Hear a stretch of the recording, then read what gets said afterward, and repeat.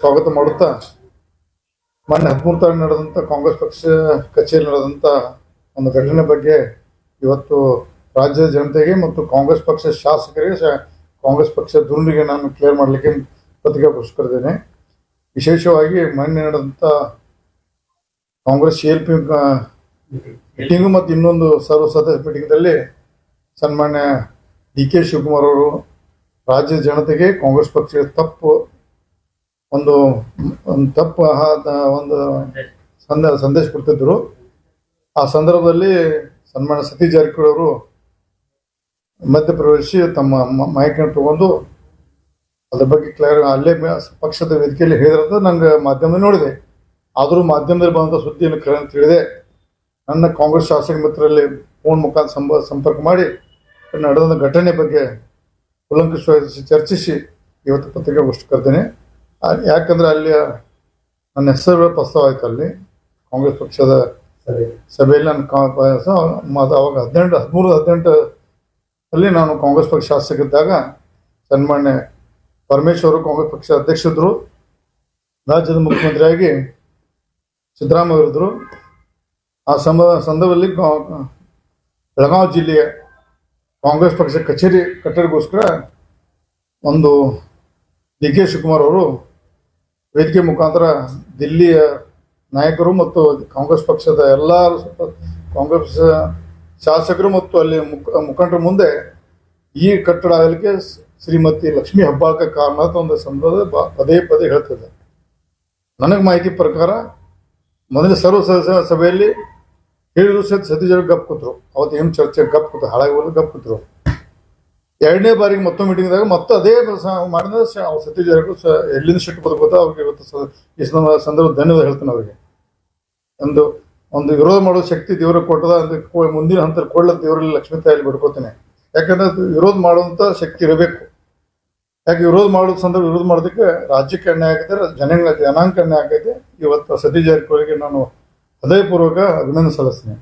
ಅಲ್ಲಿ ಆ ಸಂದರ್ಭದಲ್ಲಿ ಇಂಟರ್ವ್ಯೂ ಆಗಿ ಅಲ್ಲಿ ಮಾತಾಡೋದಕ್ಕೆ ಇವತ್ತು ಹೃತ್ಪೂರ್ವಕ ಅಭಿನಂದನೆ ಸಲ್ಲಿಸ್ತೀನಿ. ಆವಾಗ ವೇದಿಕೆ ಮೇಲೆ ಹೋಗಿ ಶಿವಕುಮಾರ್ ಕೈಯಲ್ಲಿದ್ದಂಥ ಮೈಕ್ ತಗೊಂಡು ಇಲ್ಲಿ 13-18 ನಡೆದಂಥ ಕಾಂಗ್ರೆಸ್ ಪಕ್ಷದ ಕಚೇರಿ ಯಾರ ಮುಖಾಂತರ ಹೆಂಗಾಯ್ತು ಸವಿಸ್ತಾರವಾಗಿ ಹೇಳಿದ್ರತ್ತೆ. ಅದರಲ್ಲಿ ಮೇನ್ ಅವಾಗ ಶ್ರೀಮತಿ ಲಕ್ಷ್ಮೀ ಹೆಬ್ಬಾಳ್ಕರ್ ಅವರು ಕಾಂಗ್ರೆಸ್ ಪಕ್ಷದ ಜಿಲ್ಲಾಧ್ಯಕ್ಷರಿದ್ದರು. ಅವ್ರು ಒಂದು ನೈತಿಕ ಒಂದು ಅಧ್ಯಕ್ಷರಿದ್ರು ಅಷ್ಟೇ.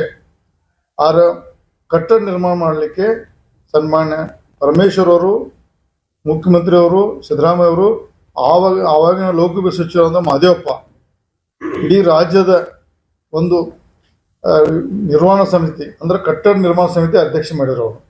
ಈ ಭಾಗದ ಬೆಳಗಾವಿ ವಿಭಾಗ ಮತ್ತು ಮೈಸೂರು ವಿಭಾಗ ಎರಡು ವಿಭಾಗಕ್ಕೆ SC ಮಹದೇವಪ್ಪನ ಕಟ್ಟಡ ನಿರ್ವಹಣೆ ಮತ್ತು ಹಣ ಕ್ರೋಢೀಕರಣ ಮತ್ತು ಇನ್ನು ಅನೇಕ ಎಲ್ಲ ವಿಚಾರಗೋಸ್ಕರ SC ಮಹದೇವಪ್ಪನ ಕಮಿಟಿ ಅಧ್ಯಕ್ಷ ಮಾಡಿದರು. ಆವಾಗ ನಾನು MLA ಇದ್ದೆ. ನಮ್ದೊಂದು ಗ್ರೂಪ್ ಆಗಿ ಒಂದು ಲಕ್ಷ್ಮೀ ಹೆಬ್ಬಾಳ್ಕರು ನಮ್ಮ ಟೀಮ್ ಆಗಿ ಕೆಲಸ ಮಾಡಿದ್ರು ಪಕ್ಷದ. ನಾನು ಮಂತ್ರಿ ಇರಲಿಲ್ಲ, ಸತೀಶ್ ಜಾರಕಿಹೊಳಿ ಮಂತ್ರಿ ಇದ್ರು ಅವರು. ಅವಾಗ ನಾವು ನಾನು ಚಿಕ್ಕವನದ ಕಾಂಗ್ರೆಸ್ ಪಕ್ಷದ ಒಂದು ನಿಷ್ಠಾವಂತ ಕಾರ್ಯಕರ್ತ ಕೆಲಸ ಮಾಡಿ ಶಾಸಕನಾಗಿ ಆ ಸಂದರ್ಭದಲ್ಲಿ ಬಹುಶಃ 4ನೇ ಬಾರಿ ಶಾಸಕ, 5ನೇ ಬಾರಿ ಶಾಸಕ ಇದ್ದೆ. ಬಹುಶಃ 5ನೇ ಬಾರಿ ಶಾಸಕ ಇದ್ದೆ, ಇಲ್ಲ 4ನೇ ಬಾರಿ ಶಾಸಕ ಇದ್ದೆ.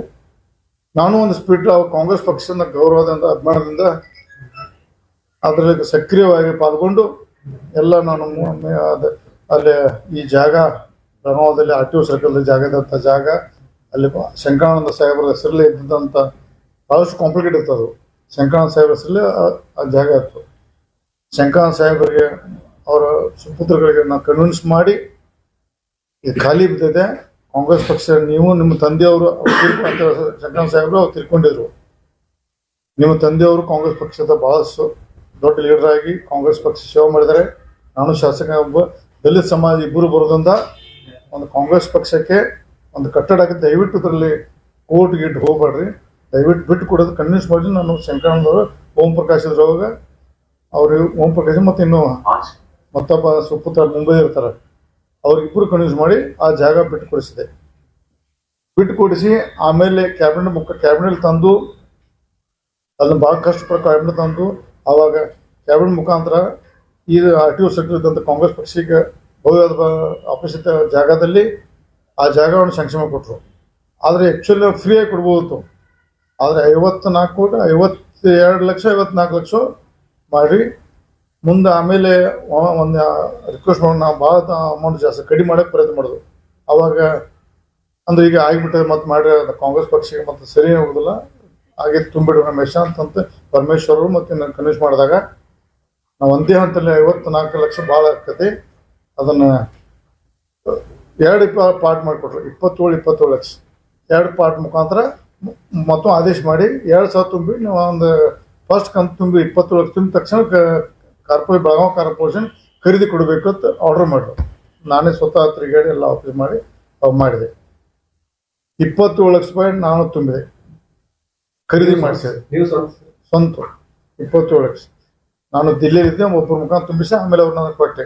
ಅದನ್ನ ಕೆಲವು ಒಬ್ಬರು ಹೆಸರು ಹೇಳಕ್ ಬರೋದು ಅದು ಕೊಟ್ಟು ತುಂಬಿಸಿ ಆಮೇಲೆ ಸಂದರ್ಭ ಖರೀದಾದ ನಂತರ ಬಹಳಷ್ಟು ನೆನದಿಂಬಿತ್ತು, ಅದು ಬಿಲ್ಡಿಂಗ್ ಆಗಲಿಲ್ಲ. ಆಮೇಲೆ ಮುಂದಿನ ಹಂತದಲ್ಲಿ ನಾ ಮಂತ್ರಿ ಆದ ನಂತರ ಬೆಳಗಾವಿ ಜಿಲ್ಲಾ ಉಸ್ತುವಾರಿ ಆದ ನಂತರ ಮೊದಲು 1 ಕೋಟಿ ರೂಪಾಯಿ ಕೊಟ್ಟೆ ನಾನು. ಮತ್ತೆ 1,20,20 ಲಕ್ಷ ರೂಪಾಯಿ ಕೊಟ್ಟೆ ನಾನು ಖರೀದಿಗೆ ಮತ್ತು ಒಂದು ಕಟ್ಟಡ ನಿರ್ಮಾಣ. ಆಮೇಲೆ ಭಾಳಷ್ಟು ಗೋಲ್ಮಾಲ್ ಆಗಿದೆ ಅದರಲ್ಲಿ.